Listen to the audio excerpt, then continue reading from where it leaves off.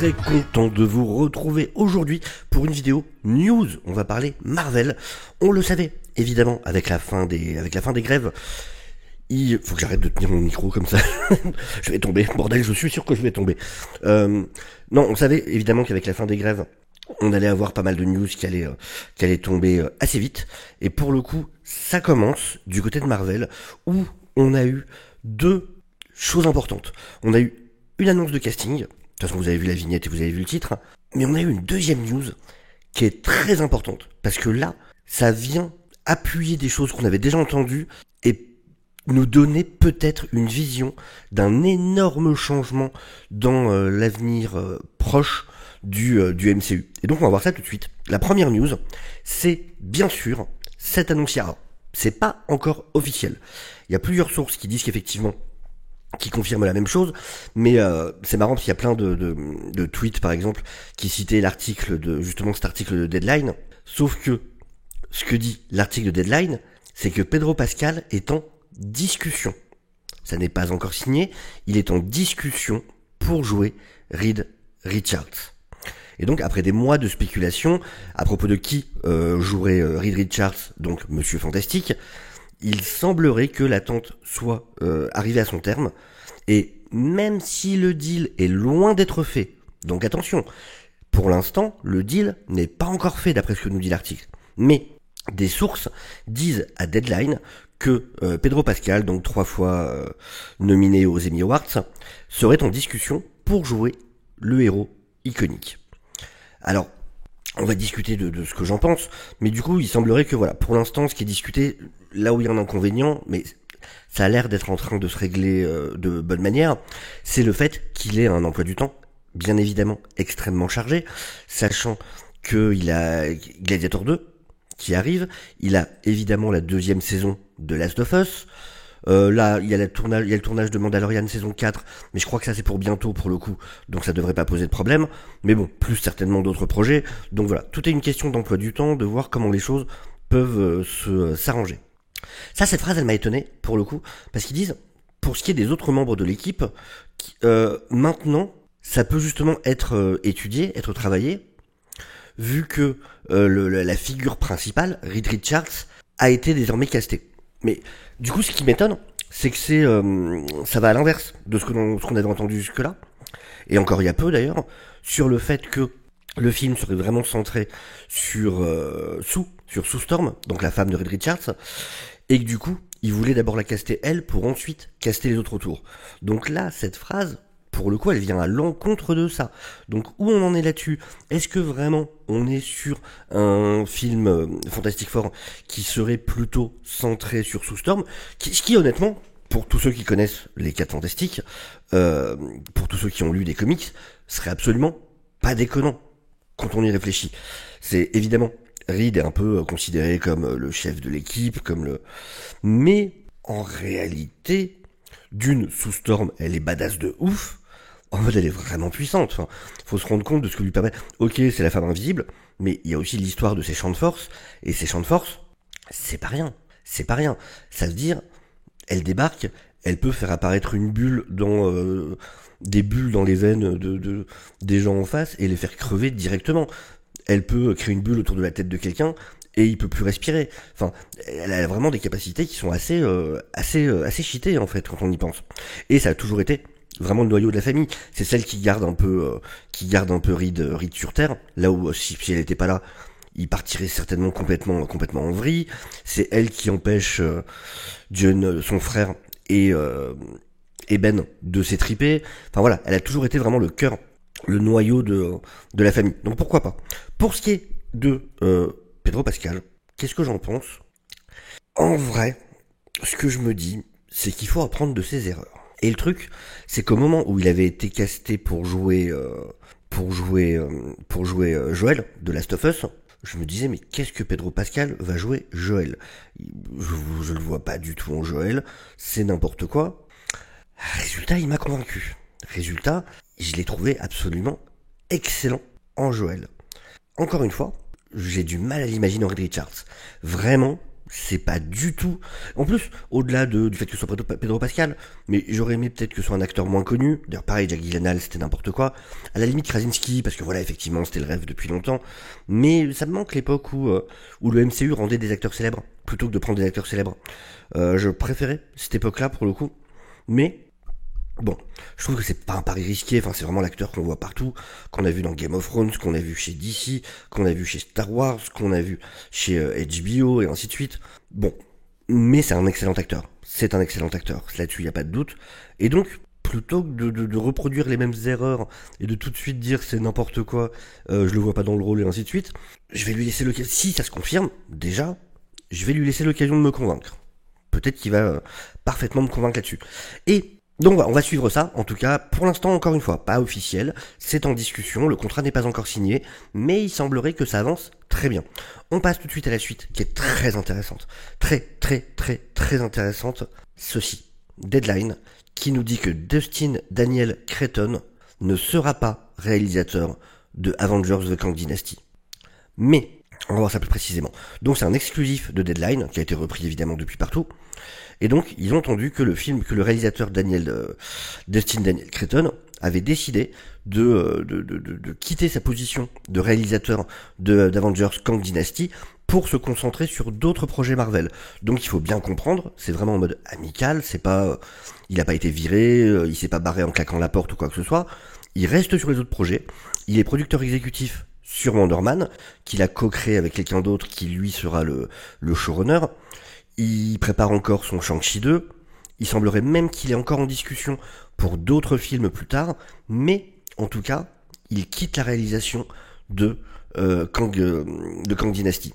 Vous allez voir que ça en dit peut-être beaucoup plus que juste ce qui est dit là. Et donc, on nous rappelle que Kang Dynasty est censé sortir le 1er mai 2026, si c'est pas encore retardé d'ici là, sachant qu'il arrivera avant Secret Wars, qui lui est prévu pour le 7 mai 2027. Et voilà, on nous rappelle, il est sur Wonder Man, qu'il a co-créé avec Andrew Guest, qui lui sert de showrunner, alors que Cretton, lui, est producteur exécutif sur la série et réalisera aussi les 2 premiers épisodes. C'est lui qui va réaliser les 2 premiers épisodes de Wonder Man. On nous rappelle aussi que la série donc va finir son tournage, normalement va reprendre son tournage après Thanksgiving, et donc fête très importante aux États-Unis, mais aussi que la série fera partie de ce nouveau label Marvel Spotlight, qui va être inauguré par la série Echo. Ça veut dire il fera partie de ces séries qui sont censées être des stand-alone, des séries qui ne font pas partie du grand univers Marvel, ou en tout cas qui ne nécessitent pas de connaître vraiment ce qui se passe dans les autres programmes pour pouvoir les regarder. C'est des séries qui doivent pouvoir se regarder de leur côté toutes seules et sans aucun problème pour être appréciées. Ce qui est très intéressant, très intéressant dans cette news, c'est qu'il faut se rappeler qu'il y a quelque temps, on avait aussi appris, il y a très peu de temps, il y a 3 jours, pour le coup, le 13, on avait eu ceci. Et donc, dans le dernier épisode du podcast House of Air, Joanna Robinson, faut bien comprendre qui est Joanna Robinson. C'est certainement la personne actuellement qui a le plus d'insiders chez Marvel. C'est pas Jojo le Clodo, c'est elle qui a écrit le livre, c'est Marvel The Reign of, ça doit être rappelé ici, et ça n'est pas, c'est Marvel The Reign of quelque chose, mais vraiment qui est le livre de référence qui est sorti récemment pour savoir tout ce qui s'est passé depuis des années, depuis le début du MCU, pour en apprendre énormément sur les coulisses. Elle a énormément de contacts en inside chez Marvel Studios. Donc voilà, c'est pas n'importe qui. Ce qu'elle dit sur Marvel a vraiment du poids. Et ce qu'elle nous dit, Joanna Robinson, voilà la citation, on m'a confirmé que Jeff Loveness, il y avait déjà eu des rumeurs, on m'a confirmé que Jeff Loveness ne travaillait plus pour Marvel Studios. J'ai demandé à la personne pourquoi, et on m'a répondu. Et là, vous allez voir que la news, du coup, sur Creston ferait totalement sens par rapport à ça. On m'a répondu que la raison était qu'il était vraiment à fond dans la storyline sur Kang, et qu'il s'en éloignait. Que Marvel Studios avait décidé de s'éloigner de cette storyline, s'éloigner de Kang en tant qu'antagoniste. Et ce qui est intéressant, donc on avait vu ça il y a 3 jours. On a ça il y a 3 jours. 3 jours après, le réalisateur qui s'en va. Et ça peut effectivement totalement être le signe de ce qu'on appelle repurpose en anglais. On change Vraiment, on transforme totalement le film, qui devienne autre chose. Ce qui expliquerait clairement aussi pourquoi le réalisateur partirait, parce qu'il aurait commencé à réfléchir, à bosser sur un certain projet de film, qui ne serait plus celui-là, et du coup, bon bah, j'ai pas le temps, vaut mieux que ce soit quelqu'un d'autre qui s'en occupe, qui se concentre là-dessus. Honnêtement, je croise les doigts, ce qui pourrait être une bonne idée, et je suis pas le premier à y penser, loin de là, hein. C'est ce que beaucoup d'articles ont proposé. Eric Martin, celui qui a écrit la saison 2 de Loki, qui a aussi écrit une bonne partie de la saison 1, qui clairement est en train de faire ses preuves. On a déjà les réalisateurs de Loki qui avaient déjà bossé sur Moon Knight et d'une bonne partie des épisodes de Loki qui ont été récupérés pour finir tout Daredevil, qui ont dit il y a peu qu'ils ne seraient absolument pas contre le fait de réaliser un film Avengers, d'ailleurs. Donc imaginez qu'on nous mette cette équipe de réalisateurs à la tête d'Avengers, Kang Dynasty, qui changerait de nom d'ici là, et qu'à la place, on nous mette ces deux réalisateurs-là. Pour l'instant, c'est encore Waldron qui est censé être à l'écriture de film Avengers, de mémoire, mais qui sait si ça ne pourrait pas encore changer? Qui sait si on ne remettrait pas, du coup, Eric Martin avec ses deux réals pour ce film? Après, du coup, quoi faire? Alors, il y a plusieurs raisons déjà à ça. C'est pas forcément juste à cause des problèmes judiciaires de Jonathan Majors, c'est aussi le fait qu'ils se sont embourbés. Ils sont embourbés dans cette storyline de Kang, et clairement, ça devient un bordel avec ces histoires de timeline, de multivers, de ceci, de cela. Et, enfin, le fait d'avoir mis un personnage dont le gimmick principal est le voyage dans le temps, dans une histoire qui concerne déjà le multivers, je trouve que c'était vraiment se tirer une balle dans le pied. On en parlait dans un live hier, le live que j'ai fait sur Loki, et vraiment, le fait d'avoir tout mélangé, et d'avoir mis en même temps le voyage dans le temps, en même temps les timelines, plus l'histoire des dimensions, parce qu'il y a aussi, bon, c'était dans Miss Marvel, moins de monde l'a vu, mais il y avait aussi l'histoire des autres dimensions. Ce qui est aussi le cas pour America Chavez, d'ailleurs, qu'il faudra développer, où elle est censée venir d'une autre dimension, dans sa première origin story, en tout cas en comics, qui a changé ensuite, qui a été retcon, ce qu'on appelle retcon, c'est-à-dire modifié a fortiori, où on s'est aperçu qu'en fait tout ça c'était des faux souvenirs qu'elle avait, et qu'elle venait pas d'une autre dimension mais d'un laboratoire. Mais, en tout cas, c'est sa première origin story. Donc on a les dimensions, on a les timelines, on a le multivers, et ça perd une grande partie du grand public. Et donc la théorie la plus partagée, c'est est-ce qu'il irait sur Doom?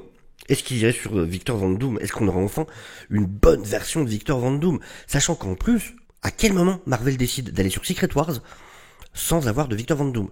Victor Von Doom est ultra important à la storyline, parce qu'on parle bien il y a plusieurs Secret Wars, les plus connus étant ceux de 84 et celui plus récent de Dickman.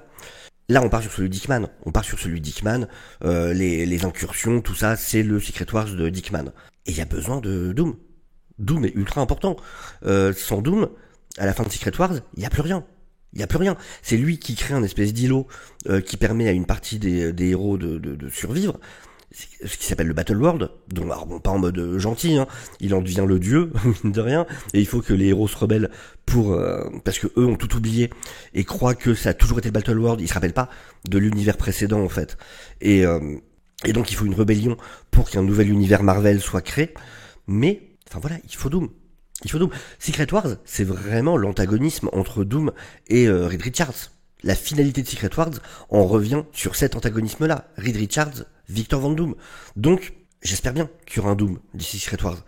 Alors, est-ce que c'est une bonne idée d'en faire l'antagoniste principal? Oui, franchement, oui. C'est effectivement...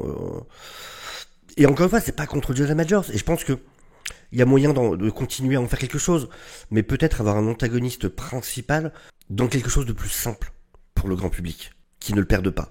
Ça veut pas dire qu'il faut complètement mettre de côté Kang, on peut continuer à le traiter, mais peut-être rendre ça un peu plus secondaire. À voir comment, c'est leur boulot, mais je suis vraiment curieux de ce qui va se passer.